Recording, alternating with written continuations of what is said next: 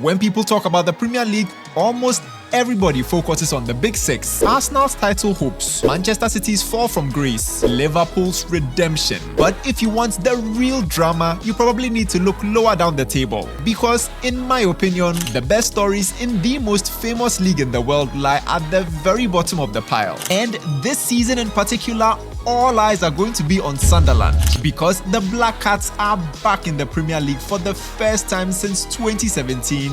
And let's be honest, if the last couple of seasons are anything to go by, they are pretty much nailed on to go straight back down. In fact, the bookmakers actually have them as the favourites with a 75% implied chance of facing relegation. But here's the thing, Sunderland isn't your run-of-the-mill promoted team. And so in today's video, we'll be diving into exactly why the Black Cats have what it takes to not only survive, but to thrive in the English top flights. Oh, and if you've clicked on this video, then it means you're a fan of sport content. And if that's the case, then why don't you consider sticking around, leaving a like on today's video, subscribing to the channel SportyTrader, and hitting that bell icon so you don't miss out on any of our upcoming videos. And so without further ado, let's get into it. Looking at how Sunderland made it back into the Premier League, it begins to make sense exactly why so many neutrals expect them to struggle in the top flights. After all, they had to defy the odds in the playoffs as well. Having finished 4th in the Championship,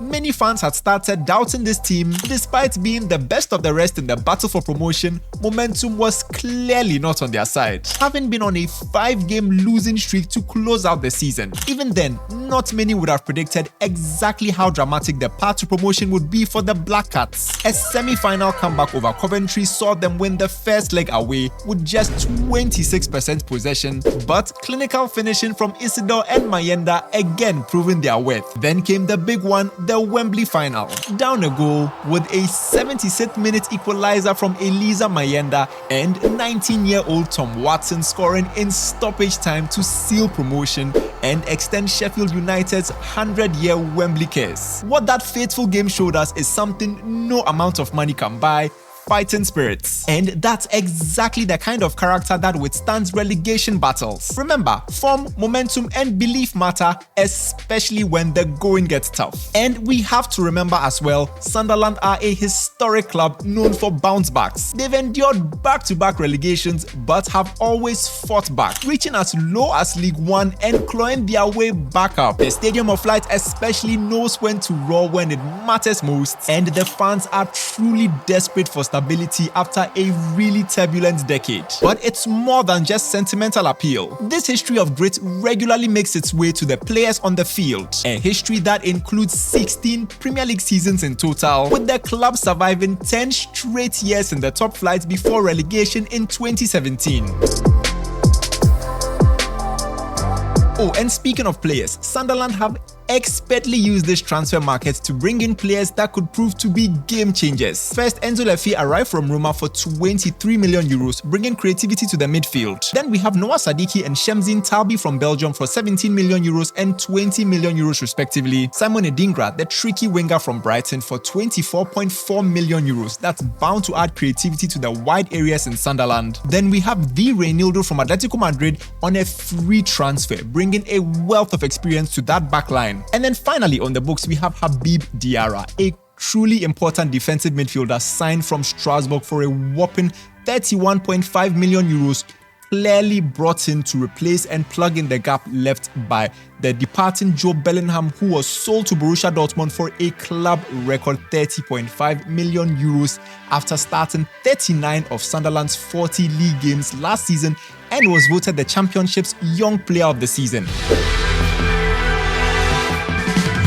Adding to all of those transfers, the playoff winning core is still intact, and that creates a sense of unity around the club. Plus, these new signings are not just random, they are clearly massive upgrades. And genuinely, we believe that's one of their biggest strength heading into the new Premier League season. Their manager Regis Lebris is also another key reason why Sunderland might yet defy the odds. Appointed in June 2024, he brings a football philosophy forged at Lorient, where his sides played with urgency, flair, and a commitment to attack. At Lorient, his teams led Ligue 1 in dribbles and 1v1 challenges. And that same philosophy is at Sunderland right now. And what's more, this is a manager that has been given complete trust with transfers, filling his squad with exceptional talent, particularly Lefi and Diarra, who he already knows from his time in Ligue 1. Another one of their strengths, home form, which in my opinion could carry them through all by itself. If Sunderland manage to turn the Stadium of Light into a real fortress next season, then they could pretty much control their own destiny. But we also can't ignore the glaring weaknesses that this side has, particularly at the top level. Sunderland will face a brutal start to next season. Early fixtures against mid-table and established top-flight sides like West Ham United, Nottingham Forest, Brentford, Crystal Palace, Aston Villa and Manchester United could test exactly what they are made of. We also can't deny that defensively, Sunderland were in absolute shambles last season. They rode their luck immensely to make it to the Premier League, relying on their stellar attack, which statistically was the 10th best in the championship last season, to make up for their woeful backline, which was ranked 21st in the second division. And even though I've said Sunderland have had a really good transfer window so far, I still think there is a glaring problem with their squad depth. Their fellow promoted sides, and more than likely their relegation rivals for next season, Burnley and Leeds, all have deeper benches. I think Leeds especially, who have some serious bankrollers, the 49ers Enterprises. And speaking of Sunderland's relegation rivals, we certainly have a few of them on the cards. We know there's a running theme now in the Premier League where, for the past couple of seasons, all the newly promoted teams have gone straight back down the next season. And so with that in mind, don't be too shocked to see Leeds United and Burnley right in the mix, at least according to the bookmakers. But there are also a few wild cards in there. Wolves are certainly in the conversation after a disastrous last season. Brentford having lost their hugely influential manager Thomas Frank and losing some of their key players from last season like Norgard and Mbeumo to Premier League rivals. Fulham, who don't seem to be strengthening anywhere near as effectively as their rivals. And Crystal Palace, who could also lose some of their very best players like Eze to other clubs in the Premier League this season and could potentially struggle as well from the exertions of playing in a European competition next season. Every one of these teams certainly has talent, but none of them are escape-proof, especially when compared to the rest of the Premier League. I do have to admit though that this crop includes teams with much stronger squads and a ton more top-flight experience, but they also have been plagued with inconsistency these past few seasons. Sunderland, with their momentum and unity, might be able to get a jump on some of these teams, especially if they suffer a bad start to the campaign. Plus, Sunderland don't have to look too far back to gain a touch of inspiration. In the 22-23 season, Nottingham Forest defied the odds, surviving relegation, and now look at them. They literally have qualified to Europe, and at one point last season, they even sat in third place on the table. Sunderland, in contrast, have had much smarter recruitment and a lot more momentum. Call me crazy, but I think they could actually do the same. Here's exactly what we at SportyTrader believe. Sunderland stay up this season, not because of blind luck, but because it really feels like they are prepared. They are a cohesive squad bolstered by smart signings like Edingra, Lefi and Reinildo. They have the momentum and a fan base that, trust me, will literally scream them to safety. And most importantly, they believe they can do it. And belief in the Premier League, boy, that can take you a long way, let me tell you.